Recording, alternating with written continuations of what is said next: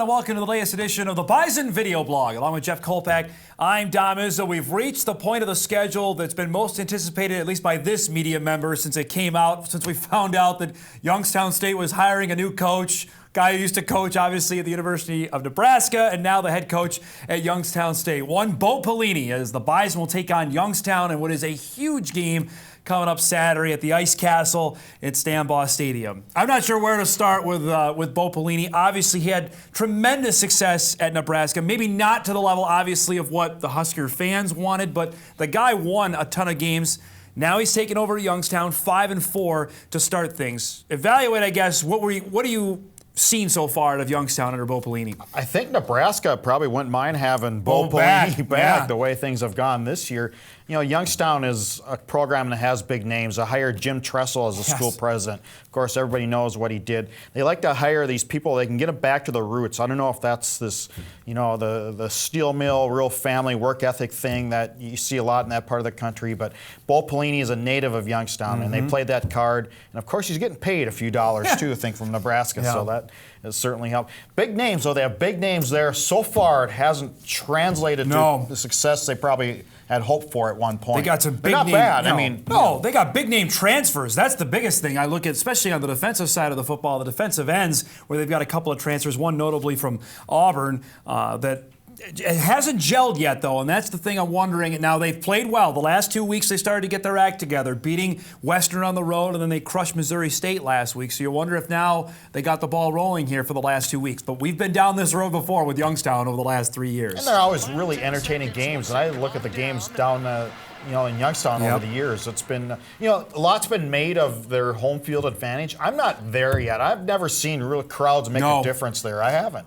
Now, obviously, people remember that huge win they had in Fargo in 2011. Remember that, Jeff? All they had to do was win their final game of the season to make the playoffs. They lost that game. 2012, NDSU played Youngstown, another Bison blowout when Youngstown was ranked third in the country. 2013, we were there. NDSU beat Youngstown when the Penguins had to win their last two at home. They lost both of them, and last year all they had to do was win their season finale, and they're in. What we have this year, and what we've seen on the highlights here, is they have a good running game. You have Ruiz and Jody Webb both averaging around 75 yards a game, and I mean they're quick. You get these guys at the outside here, and it's tough. Granted, it's against Missouri State, which is another story, but you get this team. Hunter Wells, and here's another thing to look for the Bison fans and the Bison defense. Hunter Wells is a good thrower. We just saw him throw a TD pass, a couple highlights there. But he's not a runner.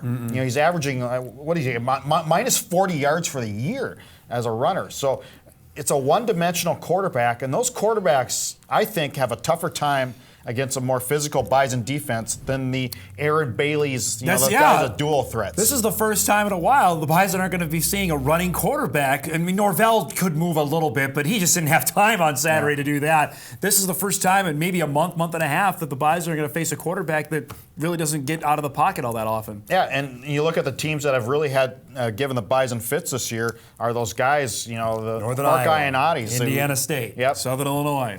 Adam runs for 80 yards.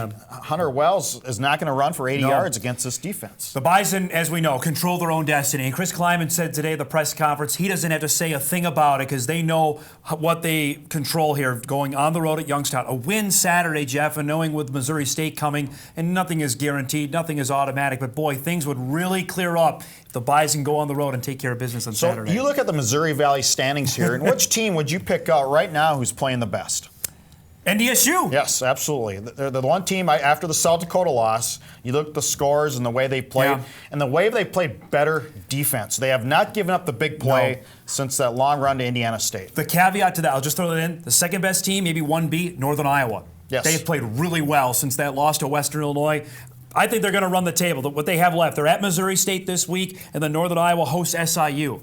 You can't ask for an easier, quote-unquote, easier schedule for the Panthers to get into the playoffs. And SIU is done, of course. And so you got two teams that are just playing for pride. Granted, that could be a little dangerous, that last game, but I see Northern Iowa in the playoffs. I do. Ask Bison fans about Missouri State, the season finale back in 2010. 3-0. This Youngstown State team comes in 5-4, lost their opener at Pitt, then they played a weak non-conference schedule.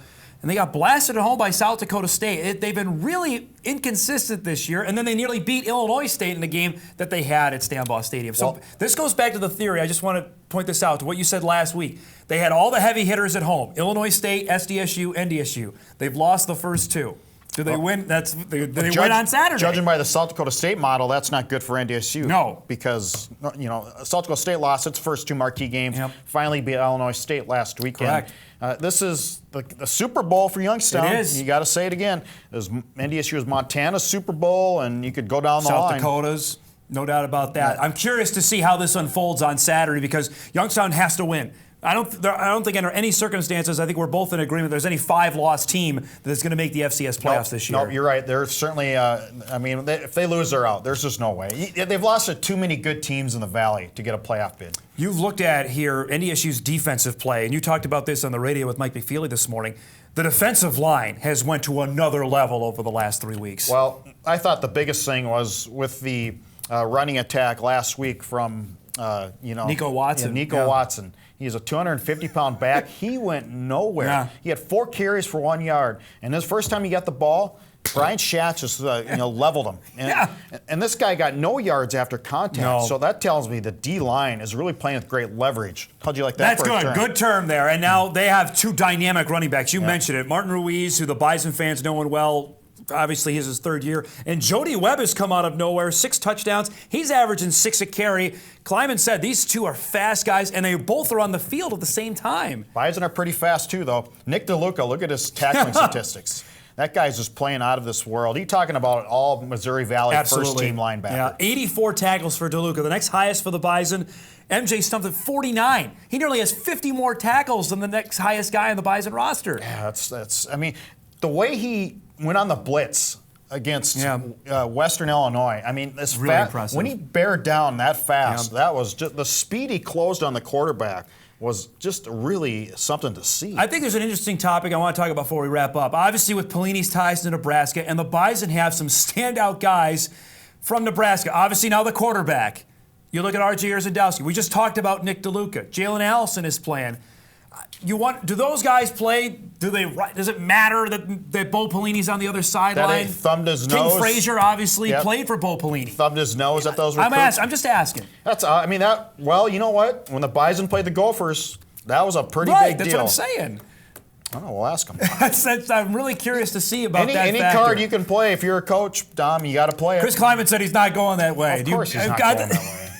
Do you think he will anyway? Well, of course. Wouldn't you?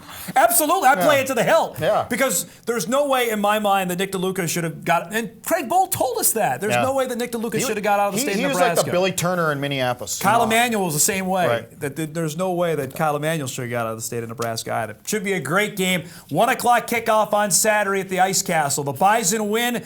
Boy, things really set up well for the final game of the regular season when they take on Missouri State. Full coverage coming in the Forum and on WDAY. Kolpack and Izzo, 9 to 11 on 970 WDAY on Saturday. Then the live pregame show at 11:30 leading up to a 1 o'clock kickoff between the Bison and the Penguins.